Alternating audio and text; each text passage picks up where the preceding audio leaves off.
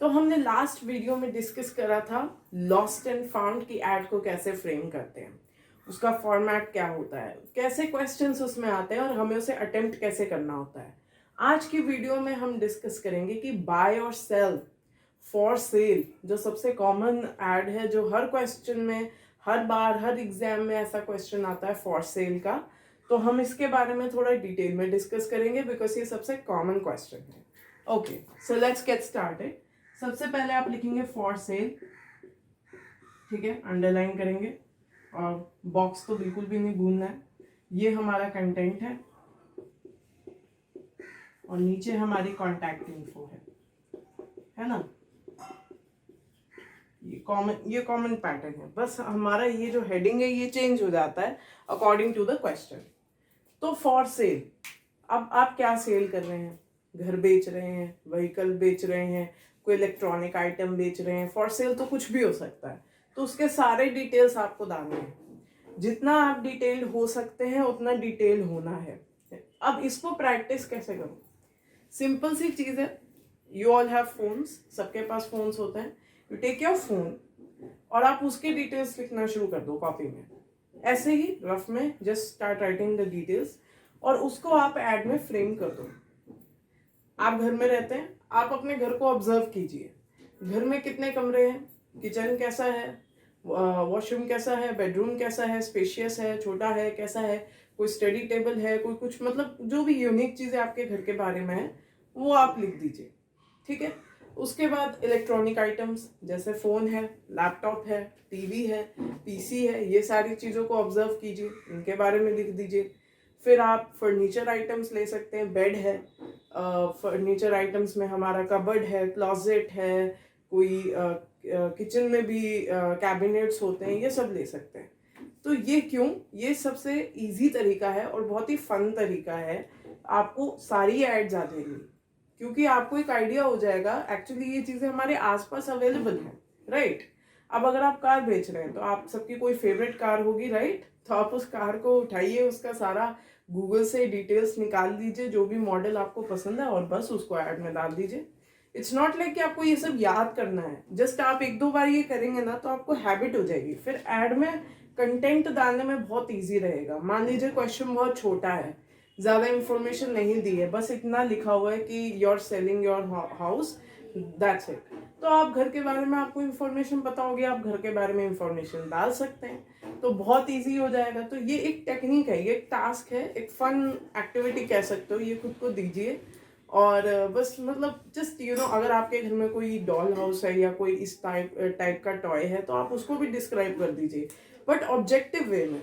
हम यहाँ पर पैराग्राफ नहीं लिख रहे हैं डॉल हाउस का, हम उसे ऑब्जेक्टिवली डिस्क्राइब कर रहे हैं कि इतने फ्लोर्स हैं, ये चीजें हैं, वाटर फैसिलिटी है, इलेक्ट्रिसिटी, ये सब ये लिख रहे हैं। तो ये एक तरीका है जिससे आपका कंटेंट बहुत इजीली बन जाएगा और आपकी क्रिएटिविटी भी इनहेंस होगी। तो फॉर सेल में ये होता है। और बाय, बाय मतलब हम प्रॉपर्टी खरीद रहे हैं। तो इसमें हम अभी I am just giving you a brief overview. Next video में हम बाय कैटेगरी के बारे में एक्सट्रीमली डिस्कस करेंगे, टू द एक्सटेंट डिस्कस करेंगे। तो बाय में एक होता है अकोमोडेशन रिक्वायर्ड। ओके, ये मेरे पास स्पेस कम है इसलिए I am writing in 2 sentences. Accommodation required, again इसको अंडरलाइन, यहाँ आपका कंटेंट और यहाँ आपका कॉन्टैक्ट इन्फो। ओके, अब अकोमोडेशन क्या होता है कि बेसिकली व्हीकल्स के लिए यूज किया जाता है, ठीक है। अगर आपको कोई व्हीकल चाहिए, आप कहीं शिफ्ट हुए हैं और आपको अकोमोडेशन चाहिए, मतलब आपको कन्वेयंस चाहिए, कन्वेयंस रिक्वायर्ड भी लिख सकते हैं, ठीक है, कन्वेयंस रिक्वायर्ड। तो इन दोनों में से कुछ भी चलेगा। तो अगर आपको ये चाहिए तो आप ये ऐड डालेंगे कि आई नीड, मतलब मुझे अकोमोडेशन या कन्वेंस चाहिए। किस तरह की कन्वेंस चाहिए आपको? 4 व्हीलर चाहिए, 2 व्हीलर चाहिए, कोई स्पेसिफिक मॉडल है या कोई स्पेसिफिक ब्रांड का आपको चाहिए, तो वो लिख सकते हैं। तो अगर ये समझना है तो सबसे इजी है, OLX ऐप सब यूज करते होंगे या इस टाइप के जो एप्स होते हैं जहाँ पर रेंट बाय हर तरह की एड्स होती हैं, राइट। उनको चेकआउट कीजिए। अगर आपके घर में न्यूज़पेपर नहीं है, और आजकल न्यूज़पेपर लोग ज़्यादा पढ़ते भी नहीं है, अगर वो नहीं है तो ये सब एप्स हम चेकआउट कर सकते हैं। यहाँ पर हमें ऐड के बारे में थोड़ी इंफॉर्मेशन मिल जाएगी, तो हमें पता चल जाएगा कि इसे फ्रेम कैसे करना है। अगर आप अकोमोडेशन या कन्वेंस रिक्वायर्ड कर रहे हैं, मतलब आप कुछ हमें चाहिए, right, we want to buy a car, तो फिर आप किस तरह की कार चाहते हैं। अगेन वही टास्क है जो मैंने पहले बताया, अपनी फेवरेट कार लीजिए, उसकी डिटेल्स लिख दीजिए, बहुत है। अपने एक बजट भी आपको बताना पड़ेगा ऐड में कि मेरा इतना बजट है एंड आई वांट कि इस तरह के। अच्छा, जब हम अकोमोडेशन रिक्वायर्ड करते हैं तो मॉडल हम ज़्यादातर स्पेसिफाई नहीं करते, तो हम ये बता सकते हैं कि मुझे 4 व्हीलर चाहिए, उसमें ये होना चाहिए, माइलेज, ये सब जो भी उसके टेक्निकल एस्पेक्ट्स हैं, और मेरा बजट इतना है।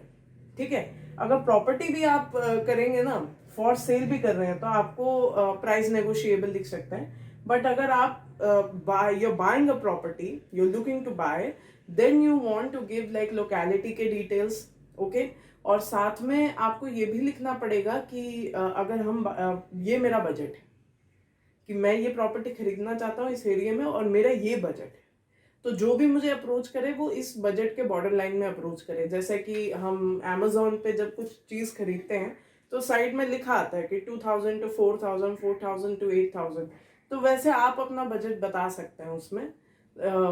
क्रिएटिविटी के लिए है, और ये एक इम्पोर्टेंट एस्पेक्ट भी है। और जो आपका एग्जाम चेक करेगा, एग्जामिनर, वो देखेगा कि हाँ आप कितने डिटेल में लिख रहे हैं, ठीक है ना, वो डिटेल्स आपकी नोट करेगा। क्योंकि like I said 70% format, 30% your content.